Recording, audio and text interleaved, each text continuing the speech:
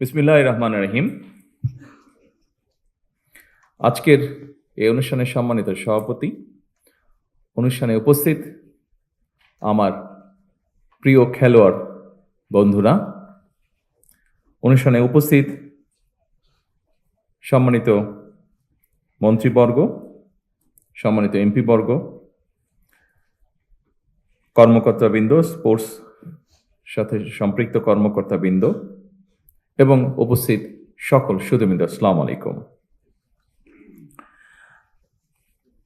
আজকে যেই অনুষ্ঠানে আমরা সকলে একত্রিত হয়েছি, আমার কাছে লেগেছে অনুষ্ঠানটি বলা যায় অনেকটা আমরা নর্মালি যে অনুষ্ঠানগুলোতে অ্যাটেন্ড করে থাকি, নর্মালি সেই অনুষ্ঠানগুলো থেকে কিছুটা হলেও অনুষ্ঠানটি ভিন্ন।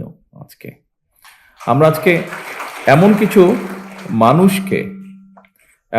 মানুষকে এখানে আমরা একত্রিত করেছি যারা সম্পূর্ণভাবে অরাজনৈতিক, কিন্তু এই মানুষগুলো দেশের জন্য বিরাট সুনাম বয়ে নিয়ে এসেছে এবং এই সুনামটি তারা বয়ে নিয়ে এসেছে সম্পূর্ণভাবে তাদের নিজ যোগ্যতায়।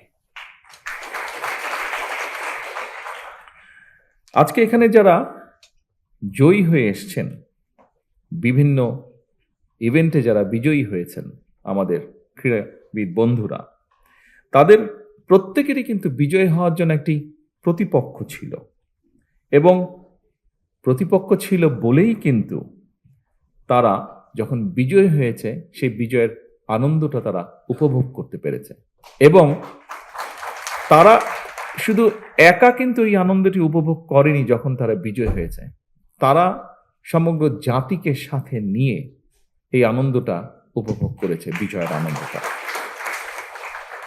সুতরাং খেলাধুলায় কিন্তু পরাজয়ের অর্থ কিন্তু হেরে যাওয়া নয়, বরং এটির অর্থ হচ্ছে জয়ের একটি অংশ। আপনি আজকে পরাজিত হয়েছেন মানে ইনশাল্লাহ আপনি আগামী দিন বিজয়ী হবেন। আইনস্টাইন একটা কথা বলেছিলেন, যতটুকু আমার মনে আছে, কথাটা ছিল এরকম যে মানুষটি কখনো পরাজিত হয়নি সে আসলে কিছুই করেনি। আপনাকে জয়ী হতে হলে কিছু করতে হবে। কথাটার অর্থ হচ্ছে সেটাই, যে মানুষটি পরাজিত হয়নি মানে সে পরাজিতই হয়নি, জয়ী হওয়ার তো প্রশ্ন আসে না, তার মানে সে কিছু উদ্যোগই গ্রহণ করেনি, চেষ্টাই করেনি।